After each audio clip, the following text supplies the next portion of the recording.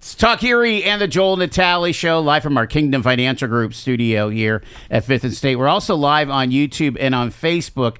It is our monthly conversation with our friends from Hilling-Pfeffer Insurance, and we want to welcome back Chris Hilling. Good to see you, Chris. You too. Thanks, Joel. And we want to welcome in Patrick Hilling. Patrick, you know, where are you in the pecking order with the brothers here? I'm the middle. You're in the middle. Yes. So you're the softer, more empathetic type. Very. I fly under the radar. Oh, is that right? You fly under the radar. Anyone in the family that needs a pillow to cry on, that's me. I love it. I love yeah. it. I tell you what, having a family business like this is very cool because I feel like from your dad and I know your mom. I feel like you're folks that really love people and want to help people. And that's what you have to be in the insurance business, isn't it? It is, yeah. It is a people, relationship-driven business. And especially, we're going to be talking about claims today, especially when a claim happens, that relationship you have with your customers and with the insurance carriers we work with is very important. All right, we're gonna talk about something very, very specific and very, very timely. And why don't you start with the whole idea of hail and the recent hailstorm that we've had around town. Mm-hmm. July 21st, around 9 a.m., a hailstorm hit Erie. Specifically, based on what we're seeing with the claims that came in, it was West Erie near the airport, all the way down to Frontier, where I live. We had claims coming in from that area, even some on the east side as well. So it hit specific parts of town. It was a weird storm. It only lasted a few minutes, the hail did, but it did a huge amount of damage here in town. What were they saying? Was it close to golf ball size hail, or it was enough to make damage, right? Yeah, there was the pieces that I saw. I actually happened to be home at the time because I was supposed to go golfing that day, which did not happen. Mm-hmm. But they weren't golf ball size where I was, but I was getting, I have a friend who's a roofer who immediately was sending me videos, and it was bigger around like 30th and Green Garden area. I would say closer to golf ball size hail. Wow. Yeah. Wow. And how often do we have like a hail event like this? I mean, is it yearly or not too often? In our area, it's not too often. Okay. But across the country, hail is becoming one of the largest costs for homeowners insurance claims. Yeah, and what does it damage, Patrick? What are the typical areas that end up being a part of a claim like that? So it's on the property side, and we see damage to roofs, siding, and then vehicles. The damage on vehicles, of course, you can see it dents, so indentation on vehicles, broken glass. On siding, it's clear to see when siding is damaged. On roofs, it's a little tougher mm-hmm. because there are times when hail falls on the roof and it leaves a mark, but that's not necessarily damaged, it's just a mark. But then there are other sides where it leaves dents, similar to a vehicle. And then there's times where it just breaks the shingles. Yeah. I mean, and again, it's got to be the hail and the wind. That could be a kind of a complication there, right? Well, it'll be if your car and home, and I'll say for car, if you have comprehensive coverage on your vehicle, because that is the trigger. If it's just damaged by hail, it's covered. If it's damaged by wind and hail, it's covered. And if it's damaged by wind, it's covered. You do have to have the proper coverage on your policy. But for the average person in Erie who owns a home and has, vehicles that are 10 years old or newer, your policy is going to automatically give you that wind and hail coverage. Like Patrick said, It's one of the most common claims that we deal with now. It is. It's so interesting. Again, when I think of comprehensive, generally I'm thinking you hit a deer, you hit some kind of animal. Yeah. More than half the time the deer is hitting you on the comprehensive side of things. So I think we want to help folks understand when that phone call to your agent should be triggered or to claims. When a storm like this hits, if you think your car was damaged or if your house was damaged, you should give us a call so we can at least talk about your coverage and note it in the system if it needs to if the insurance carrier needs to look back later for some reason, they can say, hey, they notified their agent that damage occurred on this day. So call us right away so we can talk about coverages, deductibles, and et cetera. And what our bias during the storm was to tell clients to file a claim, because with the amount of claims that were coming in and knowing that the insurance carriers, the body shops, the roofing and siding contractors were going to get just hammered with calls, my thinking was, hey, let's get you in the system. And what I'm finding, Patrick, I want to know your opinion on this too, there's more damage than people think initially, especially with vehicles. Well, no, with cars and home, but with vehicles, you're like, oh, it doesn't look that bad. But then by the time the body shop looks at it, you could have 50 or 60 dents on your car, depending on where you were. 50 or 60? Mm-hmm. That's incredible. Yeah. I've noticed this on Facebook recently, but there are cases where cars are being totaled because of hail damage. Oh, yeah. And at first it can be a little confusing because if there's no broken glass, the car is dented up, but it's still drivable. Right. But for the insurance company to fix the car, it is a total loss because of how expensive it is to repair it. That is, I mean, because you think of it as kind of cosmetic, right? Yeah. Mm-hmm. That is really surprising. Mm-hmm. But to think about it, if you do drive it, you can drive your car around. Mm-hmm. But if you ever go to sell it, all of those dents do have to be repaired. Right. That's going to severely, undervalue the vehicle. I mean, when you think about insurance, you're covering for a loss. And what you're saying there, Patrick, is you've experienced a loss if you have 50 dents. Yeah. Even though it's cosmetic, to fix all those dents reaches to a really a big bill at the body shop. Huh? It does. Wow. It does. Are we finding that like you mentioned, Chris, that the roofers and the body shops are getting hammered? Is this just another one of those things that sets them behind? It's going to be weeks or months to get that fixed? I think so, yes. The body shops around here seem to be pretty busy year-round. That's what I've noticed the past couple of years. Now, I will say, so our biggest insurance carrier is Erie Insurance.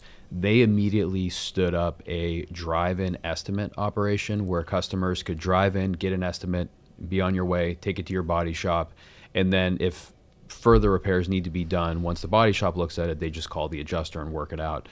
That seemed to get the throughput going pretty well as far as getting people estimates, and then they can go to the body shop. Now, I will say on the roofing and siding side, I mean, it just seems like in general, if someone's a good contractor, they're always busy. I know I mentioned the roofing contractor I talked to when the storm was happening. Yeah. He had said to me prior, he's like, well, we were already booked up for the year, but I'm just going to have to figure it out and take on more because there's all this business out there now. So they are busy. And that's why I go back to filing a claim. If you think you have damage, get on the schedule as quick as you can. And also talking with your agent, we can help too if there's documentation that needs to get sent, if there's just follow-up calls that need to happen. I mean, that's been a big chunk of my time recently, is following up with adjusters, following up with supervisors, making sure things are moving. That's the important thing, is taking action. Don't just wait around.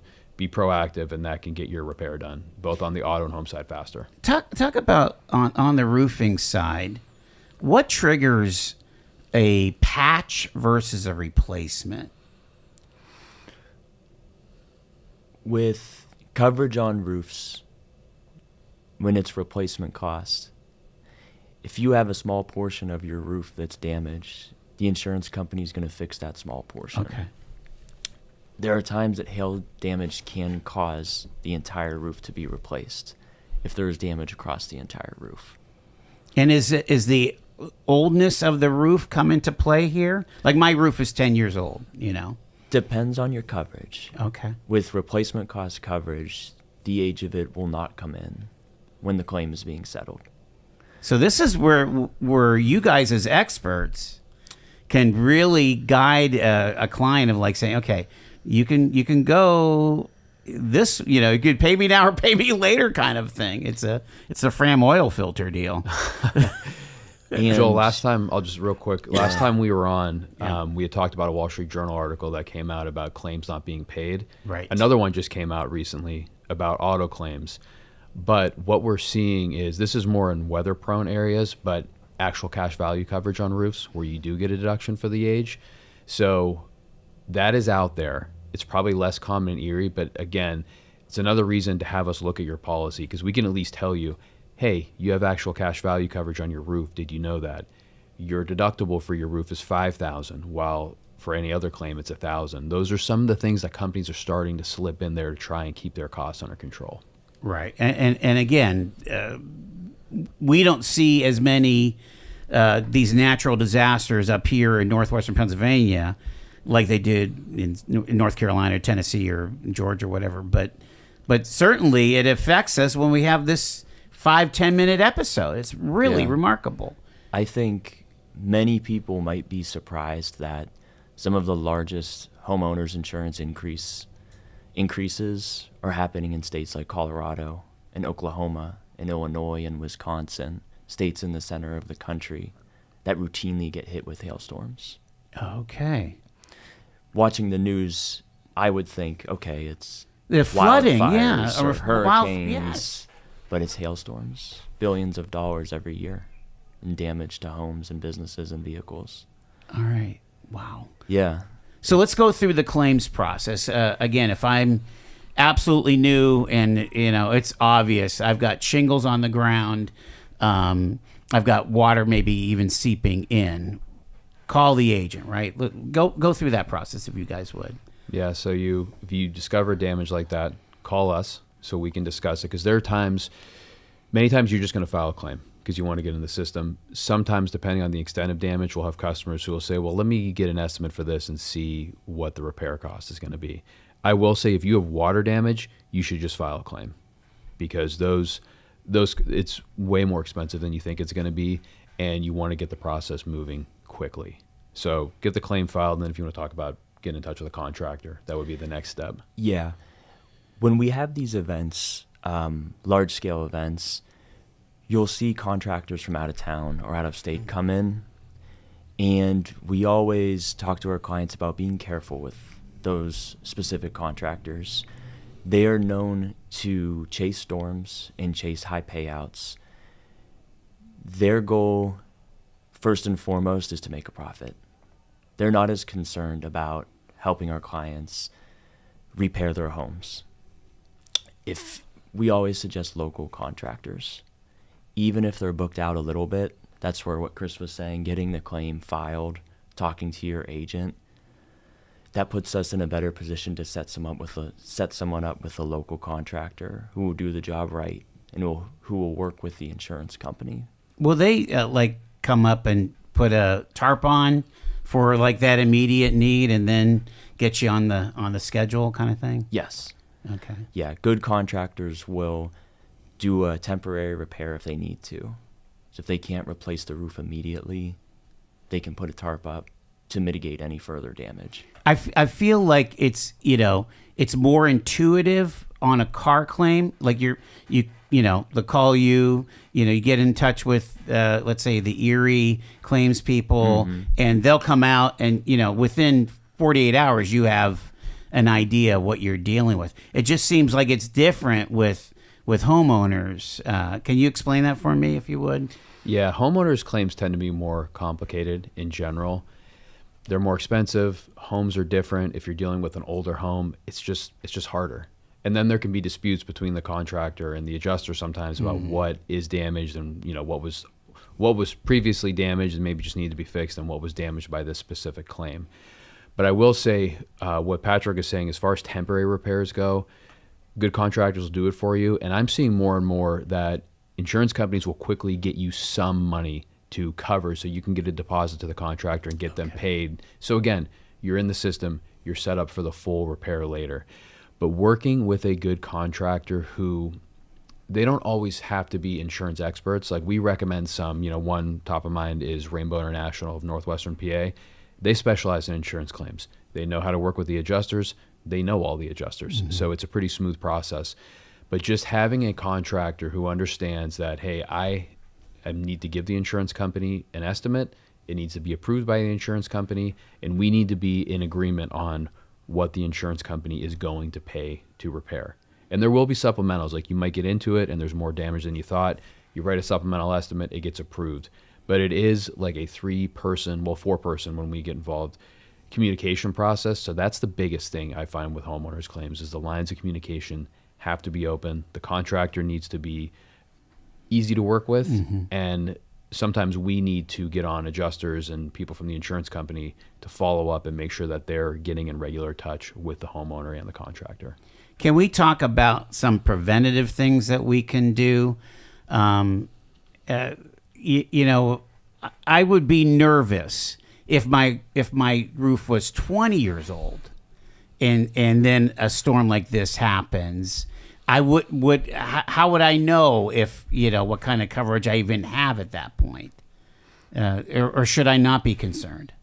If anyone is concerned about coverage, always talk to your agent and ask. That's the best thing you can do. You're willing to sit down and consult, right? Absolutely. I mean, here's your situation. Well, this is what and this is not doing with hail, but I love the idea that I have a rider, I think, on the pipes coming in and the electrical service. Or what is that? The Erie Plus or something like that? Yep. Erie Home Select is the top tier bundle where you get $25,000 of coverage for your underground service lines. And so when I get those little things from the utility, it's like, I don't need that because I already have it covered through my homeowners, right? Right, that's right. You just have to be aware of this stuff. I feel like you got to stay on top of it, and a check-in every couple of years is not a bad idea, is it? Yeah, I would say you set your policy up, and there's a lot of discussion that happens, and then sometimes there can be none after that. So every 1 to 3 years, check in, review coverage limits, review deductibles, ask your agent if you have replacement cost coverage on your house and on your contents in the house. Well, and the other thing is what does it cost to build out? Like if we had a major disaster, you know, my little piddly house that probably cost $30,000 to build is now well over $300,000 to replace, right? I mean, Yeah. That's what we're dealing with here. And I'm not speaking out of turn. There are literally thousands of homes in Erie, Pennsylvania that are like that. I mean, down in your neighborhood, my neighborhood, and all over the place. So pretty remarkable, isn't it, Patrick? It is remarkable. And there are a lot of different options, too, for homeowners insurance. For example, my house is 100 years old. I don't need replacement cost coverage that would require my insurance carrier to replace what I have 100 years ago. Right. I have an option called functional replacement cost. And that means if, God forbid, I have a total loss on my house, my insurance carrier is going to rebuild my house to today's standards. It's going to be similar to what I have in square footage, bedrooms, bathrooms, but it's today's standards, not a house from 100 years ago. Again, I didn't even know that existed. Yeah. What do you call it? Functional replacement? Functional replacement cost. Wow. Again, talk to your agent. Exactly. It's so... It doesn't make sense for everybody. I'm comfortable with it because of how old my house is, and looking at it, looking at the bedrooms and the square footage, I know a house is not going to be built that way. But think about this. A house built in 1950 when we had the boom, right? Post-war, is 75 years old now. Yeah. That's what we're dealing with here. Your house is before the Before or the Great Depression. I mean, it was another boom time. That's right. When they were building houses in Erie, PA. Wow. Yeah. All right. How do we get a hold of Hilling-Pfeffer? www.hilling-pefferinsurance.com, 814-870-3109, and we're located at 332 Holland Street, downtown Erie, right next to St. Pat's Church. You're going to be celebrating Erie over the weekend here? I mean, you're literally a block away. Yes. We'll make our way over there. For sure. Arrested Development on Friday night. Yeah. Thank you, gentlemen. Chris, Patrick Hilling from Hilling-Pfeffer Insurance. Appreciate it very much. Thank you. You got it here. It is 3:54.